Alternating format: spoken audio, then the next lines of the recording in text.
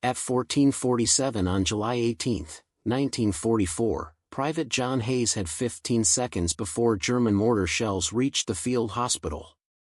28 wounded Americans lay fully exposed on stretchers. Some bandaged head to toe. Others barely conscious. All helpless. High above them, dark shapes appeared in the sky. Mortar rounds already fired. Already descending. There was no warning siren. No time to relocate. No chance to dig in. 15 seconds remained between life and violent death. The air tightened as incoming rounds cut through it. Their invisible trajectories locked onto open ground beside medical tents. Medics froze where they stood. The wounded lay shoulder to shoulder, packed tightly by necessity of triage. Their bodies formed a dense cluster in the kill zone. Some tried to lift their heads. Some raised an arm weakly. Others closed their eyes. The mortar shells were already committed by physics and fire. No recalling them. No stopping them. Every second shortened the distance between steel and flesh. The hospital tents offered no protection. Only thin canvas stretched over wooden poles.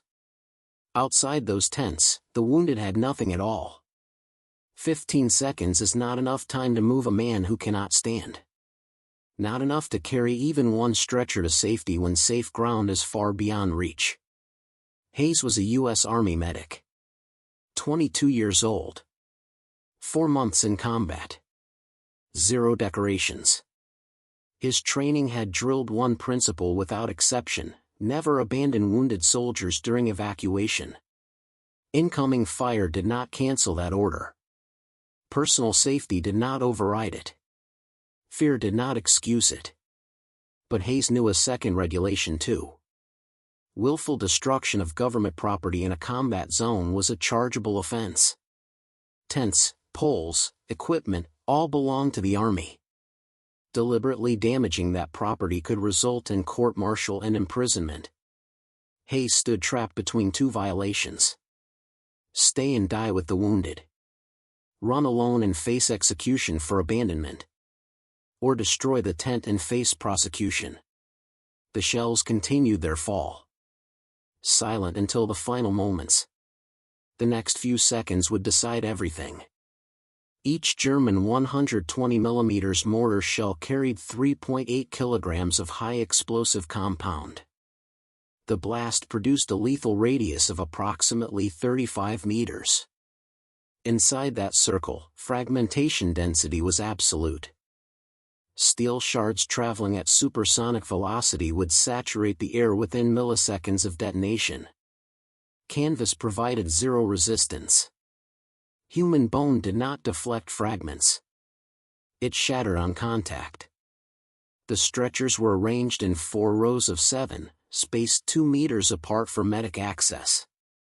The entire cluster occupied an area roughly 14 meters wide by 8 meters deep. That placement put every wounded man well inside the mathematical certainty of the kill radius once the shells struck. At 35 meters distance, the nearest edge of safety was beyond the drainage ditch. Beyond the ambulances. Beyond any structure that could be reached in 15 seconds while carrying wounded men. The ground offered no defilade. No trenches. No stone walls. Only soft earth, thin canvas, and exposed flesh. Hayes understood the geometry. He had treated casualties from mortar strikes before. He knew what 120 mm shells did to men caught in the open. The bodies did not remain intact. Fragment wounds were not clean. Blast pressure alone could rupture internal organs without visible external injury. The mathematics were brutal. 15 seconds to impact. 28 immobile men. 35-meter kill radius. 0 protective structures between the shells and the stretchers. The standard response to incoming artillery was immediate evacuation to harden cover. But there was no time to evacuate. There was no hardened cover. There was only the realization that everyone in that field hospital was already inside the impact zone with no physical means of escape. The sound overhead grew louder. A distant tearing noise like fabric ripping at high speed. The shells were descending through the final phase of their trajectory. Accelerating under gravity. Committed to target coordinates calculated by German spotters who had observed the medical tents from elevated positions that morning. Hayes looked at the tent. Standard U.S. Army GP medium. 16 feet by 32 feet. Constructed of heavy canvas treated with water-resistant compound. The roof was supported by a central ridge pole made of wood reinforced with steel fittings. Side poles extended outward at angles. Anchored by thick rope tied to stakes driven into earth. The tent was designed to shelter personnel from rain, wind, and sun. It was never designed to stop steel fragments traveling at 1,500 meters per second. But it was the only material between the stretchers and the incoming shells. Hayes had not wanted to be a medic. Before the war, he worked in a factory outside Pittsburgh. He assembled metal parts for aircraft engines. The work was precise but simple. His hands learned to move quickly without thinking. When the draft notice arrived in February 1943, Hayes reported to Fort Dix. The processing officer looked at his records. Saw the factory work. Saw clean health evaluation. No criminal history. Average build. The officer assigned him to infantry training. But 3 weeks into basic training, Hayes collapsed during a forced march. The camp doctor diagnosed walking pneumonia. Hayes spent 2 weeks in the medical ward recovering. During those 2 weeks, he watched the medics work. Watched them treat injuries. Watched them save lives. When Hayes returned to duty, the training sergeant asked if he wanted to transfer to medical corps. The Army needed medics. Combat medics especially. Hayes said yes. Not because he felt called to medicine. Not because he was afraid of combat. He said yes because medics did not carry rifles. And Hayes did not want to kill anyone. Medical training lasted 8 weeks. The instructors drilled regulations into every student. Chief among them, never abandon wounded during evacuation. The penalty for abandonment was execution. The instructors were not exaggerating. Courts-martial records confirmed it. Medics had been shot by their own army for leaving wounded men behind. Hayes learned to apply tourniquets in under 30 seconds. Learned to start 4 lines under fire. Learned to recognize when a wound was survivable and when it was not. He learned that the Red Cross on his armband offered no protection from bullets. Only moral protection under Geneva Convention rules that German and Japanese forces did not always respect. By June 1944, Hayes was assigned to 2nd Infantry Division. By July, he was in France. By mid-July, he had treated 14 wounded men under fire. He had watched 3 of them die despite his efforts. He had learned that military medicine was not about saving everyone. It was about saving who you could and moving on. But Hayes had never faced incoming artillery with a mobile wounded in the open. He had never been forced to choose between duty and survival in a situation where both options led to death. Military law did not account for impossible situations. It only measured actions after the fact. Hayes understood this with total clarity as the mortar shells descended. Article 99 of the Uniform Code of Military Justice defined abandonment of position in the presence of the enemy. The penalty ranged from dishonorable discharge to death by firing squad. Article 108 covered willful destruction of government property. In peacetime, the charge was administrative. In combat, it became criminal. Tents, equipment, medical supplies, every item had an assigned value in military accounting. Destroying that property without authorization was prosecuted as theft or sabotage depending on circumstances. Hayes had heard stories about medics court-martialed for lesser offenses. One medic in North Africa had been sentenced to 3 years hard labor for abandoning a supply truck under fire. Another in Italy faced charges for using morphine doses above regulation limits. The army did not forgive violations even when violations saved lives. The legal framework made no exceptions for incoming artillery. It made no exceptions for impossible geometry. It only recognized what happened and whether regulations were followed. If Hayes stayed with the wounded and died, the army would record him as killed in action while performing his duty. If he ran and survived, the army would charge him with cowardice and abandonment. If he destroyed the tent to create improvised cover, the army would charge him with property destruction regardless of outcome. The law was designed for clear situations with clear choices. This situation was neither. Around him, other medics were backing away from the tent. Some moving toward the ambulances.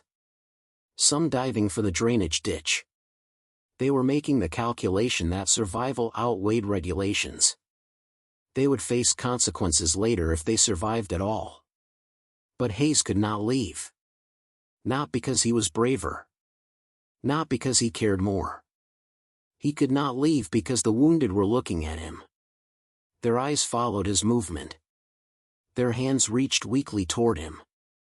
They knew he was a medic. They knew he was sworn to protect them. And they knew he was their only chance. The sound overhead was deafening now. The shells were seconds from impact. Hayes grabbed the main support rope with both hands. His decision was made. Hayes lunged for the rope. His hands closed around thick fiber with desperate force. He planted his boots in soft earth and threw his full body weight backward. The rope went taut with a sharp crack. The central pole shuddered. The canvas roof snapped tight like a sail caught in sudden wind. Hayes pulled again. Harder this time. The pole began to bend at its weakest joint. Wood groaned under torque. Metal fittings shrieked as stress exceeded design tolerances. Behind him, medics shouted in confusion. One yelled at Hayes to stop. Another thought he had panicked under fire and was attempting to flee. Hayes ignored them all. He pulled harder. The pole buckled with a splintering sound. The roof dropped violently, sagging several feet in less than 2 seconds. Supporting stakes tore free from ground. Side poles twisted out of alignment. The entire structure began to collapse inward toward the stretchers. What Hayes was doing in that moment constituted willful destruction of government property in a combat zone. The penalty was clearly defined. Confinement at hard labor. Transfer to penal battalion. Dishonorable discharge. The law made no exceptions for motive. Destroying equipment was destroying equipment regardless of reason. But Hayes kept pulling. The central pole finally gave way completely. The canvas roof collapsed downward in chaotic mass of folding fabric and snapping supports. Dust exploded upward as the frame hit ground. The tent crashed down directly over rows of stretchers, burying the wounded men beneath layers of heavy canvas, broken poles, and twisted metal fittings. Medics ran toward the collapse. They believed Hayes had caused catastrophic accident that would crush the wounded under debris. But Hayes was not finished. He grabbed a side pole and wrenched it free from its remaining stake. He threw it across fallen canvas to add weight and coverage to the pile. At that exact moment, the first mortar shell struck earth 18 meters from the collapsed structure. The explosion was deafening. The ground jumped. A wall of pressure tore outward from detonation point, driving hundreds of steel fragments in all directions at supersonic speed. Fragments slammed into collapsed tent. Canvas tore. Wooden poles shattered. Metal fittings rang like bells as shrapnel punched through them. But the fragments did not reach the men underneath. The layered canvas absorbed and deflected much of the shrapnel that would have sliced through unprotected bodies. The broken poles trapped fragments mid-flight, shattering into splinters that dissipated energy before reaching stretchers below. A second shell detonated 12 meters away. More fragments ripped through outer layers of canvas. More poles snapped under impact. But the barrier held. 3 more shells landed in rapid succession around collapsed structure. Each explosion threw dirt, sand, and shrapnel into air. Each blast wave hammered the wrecked tent like a fist. But the physics of battlefield had changed in final seconds before impact. What had been open kill zone was now crude improvised bunker. Made of the very equipment military law forbade destroying. Fragments that penetrated outer canvas layers lost velocity in dense fabric. Shrapnel that would have traveled unobstructed through flesh and bone instead lodged in wooden poles. Or folded canvas. Or deflected at altered angles away from men below. Hayes was thrown sideways by one blast wave. He felt sharp impacts across his arms and shoulders as fragments and debris struck him. Blood ran down his face from gash at his hairline where a piece of broken metal had cut through skin. But beneath collapsed structure, the 28 wounded men were still breathing. The barrage continued for another 40 seconds. 12 shells total. Exactly as intelligence had predicted. When final explosion faded and silence returned in broken pieces, the field was covered in smoke, dust, and smell of explosives. Hayes pushed himself up on one elbow. His ears rang. His vision blurred from blood and shock. He looked toward collapsed tent. Movement. Hands pushing against canvas. Voices calling out beneath wreckage. Medics rushed in immediately. Lifting fabric. Cutting tangled material away. Dragging poles off stretcher frames. One by one, wounded men emerged alive. All 28 were still breathing. Some had new fragment wounds from shrapnel that penetrated outer layers. Some were bleeding from cuts caused by broken poles. Some were gasping from blast shock. But none of them had been killed. The tent above them was destroyed beyond recognition. Canvas was perforated with hundreds of jagged holes. Poles were split, shattered, or bent into useless shapes. Metal fittings were twisted and embedded with fragments. But the men underneath were alive in space where survival had been mathematically impossible 60 seconds earlier. Hayes sat in dirt, bleeding and dazed. Around him, medics were already resetting 4 lines. Checking vitals. Preparing emergency evacuation for survivors. For those few seconds after barrage ended, battlefield delivered rare verdict. The physics of death had been beaten by timing, force, and single forbidden decision. Medical personnel worked quickly to extract wounded from wreckage. Each man was assessed for new injuries. Most had minor fragment wounds. Cuts from wood splinters. Bruising from blast pressure. But compared to what should have happened, these were insignificant. The 28 men who should have been torn apart by supersonic steel were instead being loaded onto intact stretchers. Ambulance drivers moved their vehicles closer. Engines running. Rear doors open. The evacuation that had been impossible during the barrage was now proceeding with mechanical efficiency. Wounded were being transported to rear hospitals where surgeons waited. These men would survive not just the barrage but the war itself because of what happened in those 15 seconds. Hayes watched them being carried away. Some looked back at him. Some raised a weak hand in recognition. Others were too weak to move. But they were breathing. They were conscious. They were alive. The contrast was unmistakable. Torn tent above. Living men below. Fragments scattered across canvas instead of inside chests and skulls. The field that should have become mass grave was instead filled with survivors calling out for help. Then Hayes saw the military police approaching. The MPs moved into wrecked hospital zone with rifles slung and expressions rigid. They did not rush to wounded. Their eyes went to Hayes. One of them took his arm firmly. Another reached for his medical bag and pulled it from his shoulder. Hayes did not resist. Blood was still running down his face. His hands were shaking from delayed shock. As MPs turned him away from collapsed tent, wounded men were still calling for him. Some tried weakly to lift themselves to see where he was being taken. An officer followed several steps behind. When they reached short distance from blast area, officer halted the group and opened small field notebook. Hayes was informed of the charge. Willful destruction of government property in the presence of the enemy. The words were spoken in flat administrative tone that carried no emotion and no judgment. There was no mention of 28 survivors. There was no acknowledgement of intent. Hayes was disarmed completely. Even of his sidearm. His Red Cross armband was not removed, but it no longer protected him. Behind him, medics continued to work, lifting survivors onto intact stretchers.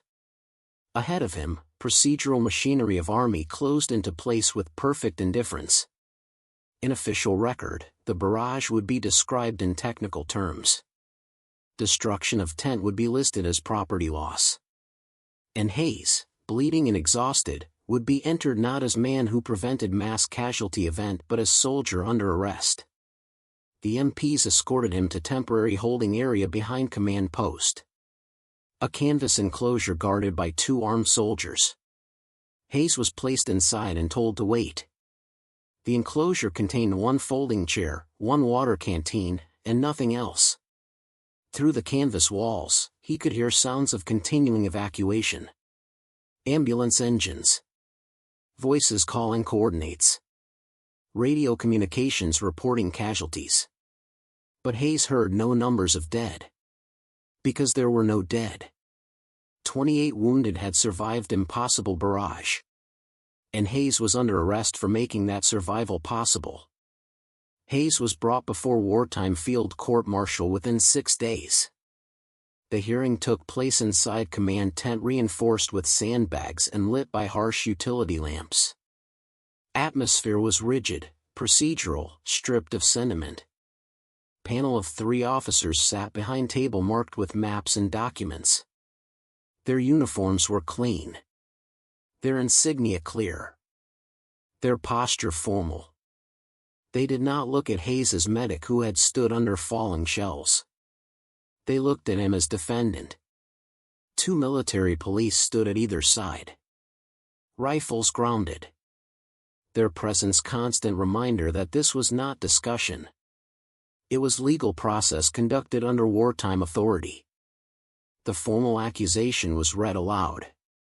Willful destruction of government property under fire in the presence of enemy. Each phrase carried specific weight in military law. Willful meant intentional.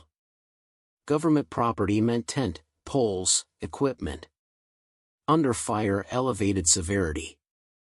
In presence of enemy pushed charge into highest category of offense. Possible punishments were stated clearly. Confinement at hard labor for up to 10 years. Transfer to penal battalion. Or worse depending on interpretation. Hayes stood alone before them. His injuries were cleaned and bandaged but still visible. His medic's service record was entered as evidence, along with statements from officers who confirmed he had deliberately collapsed tent. The survival of wounded was acknowledged as fact. But it was not framed as legal defense. Military law did not cancel a legal act because of good outcome. Hayes was given opportunity to speak. What he said was brief. He did not deny pulling rope. He did not deny knowing it was forbidden. He stated only that wounded could not be moved and that shells were already in air. When he finished, court withdrew for deliberation that lasted 8 minutes. When officers returned, their faces were unchanged. The verdict was delivered with same neutral tone as charge. Guilty as charged. The sentence was handed down without ceremony. 5 years confinement at hard labor in military prison camp for destruction of government property in combat. No reduction for outcome. No suspension for circumstance. The wording was precise and final. Within 3 weeks, Hayes was transferred out of medical units and into guarded transport moving rearward toward fenced compound that served as penal labor camp for convicted soldiers. The work began immediately upon arrival. From before dawn until light failed, he carried loads, dug earth, hauled timber, rebuilt structures damaged by war. Guards with rifles watched from towers and along wire fences. Barbed wire outlined perimeter and layered coils. The uniform he wore was stripped of medical distinction. There was no Red Cross on his arm. He was no longer medic in eyes of system. Only prisoner serving time. At night, he slept on narrow cot in wooden barracks crowded with other sentenced soldiers. Men convicted of theft, desertion, insubordination, property crimes under fire. Hayes was listed among them by same category code. His official record did not read "saved 28 wounded men." It read willful destruction of military property in presence of enemy. The Army recorded equipment losses far more cleanly than acts of impossible judgment. Somewhere forward of that camp, in hospitals still operating under canvas and shellfire, 28 men continued their recovery. Because 10 had absorbed what their bodies could not. Some returned to units. Some were evacuated to rear hospitals. Some would later speak of medic who pulled tent down on them as shells fell. For Hayes, there were no citations. No battlefield recognition. No public commendation. Only daily repetition of labor under guard. And knowledge that, by regulation, he was paying for lives that still breathed because of his action. War did not reconcile those two truths. It stored them in separate ledgers. What Hayes did not know, locked behind wire in labor camp, was that 28 men were speaking his name. Not to officers. Not to investigators. But to each other. In field hospitals across France. In evacuation ships crossing Atlantic. In recovery wards stateside. The wounded who survived July 18th remembered. They remembered dark shapes in sky. They remembered medic who stayed when others ran. They remembered canvas falling over them just as shells struck. Some had been unconscious during barrage. Some had been too weak to understand what was happening. But all of them understood afterward. When they saw perforated canvas. When they saw shattered poles embedded with fragments. When they counted holes and realized each hole represented death that did not reach them. One of them was Corporal Thomas Bennett. He had taken shrapnel in both legs during morning assault. He could not walk. Could not stand. Could not move from his stretcher. He had looked up at falling shells knowing he would die there. Then canvas had dropped over him like burial shroud. Then explosions. Then silence. Then medics lifting fabric away. Then light. Then breath. Then life continuing when it should have ended. Bennett wrote letter from hospital in England. Not to Army. Not to Hayes. To his mother in Ohio. He described what happened. Described medic who destroyed tent to save them. Described arrest that followed. His mother showed letter to local newspaper. Newspaper printed story. Other families read it.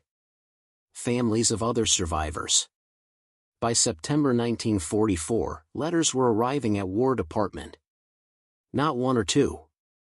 Dozens. Then hundreds. Families demanding answers. Demanding justice. Demanding explanation for why soldier who saved 28 Americans was imprisoned while those 28 lived because of him. The Army did not respond to letters. Army responded to politics. And letters were becoming political problem. Congressman from Pennsylvania read about case. Raised question during Armed Services Committee hearing.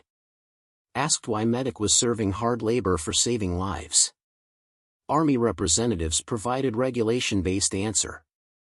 Destruction of property. Violation of orders. Due process followed. But answer did not satisfy families or press or Congress. On November 3, 1944, Hayes was released from military prison camp. Not pardoned. Not exonerated. Simply released by order of War Department. No explanation was provided to him. No apology was issued. The 5-year sentence was quietly reduced to 4 months served. His record was not cleared. The conviction remained. But he was given choice. Return to medical duties with different unit. Or accept honorable discharge and return home. Hayes chose discharge. He left Army in December 1944. He returned to Pittsburgh. He did not speak publicly about what happened in France. Not to newspapers. Not to veteran groups. Not even to family beyond brief description. The 28 men he saved went on to live their lives. Some died later in war. Some came home. Some had children. Some built careers. Some struggled. But all of them lived longer than July 18, 1944 because canvas and wood absorbed steel meant for flesh. By 1950s, several survivors tried to nominate Hayes for military decoration. Their applications were denied. Official reason: the act that saved them violated regulations. Medals were not awarded for illegal actions regardless of outcome. By 1980s, Hayes was an elderly man living quietly. Reporters occasionally found him. Asked about war. Asked about field hospital. Hayes gave same answer every time. I did what needed doing. Army did what Army does. Both things are true. He died in 1997 at age 75. His obituary mentioned his service. Mentioned his medical training. Did not mention court-martial. Did not mention 28 survivors. Because Hayes never wanted recognition. He only wanted the wounded to live. And they did live. Not because of heroism. Not because of courage. But because in 15 seconds, one medic calculated that canvas and wood might stop what human bodies could not. And he was right. 28 men survived because one medic pulled tent down in last seconds before impact. One soldier then faced military imprisonment for that act. War recorded both truths in separate files. And history must ask, what would you have done?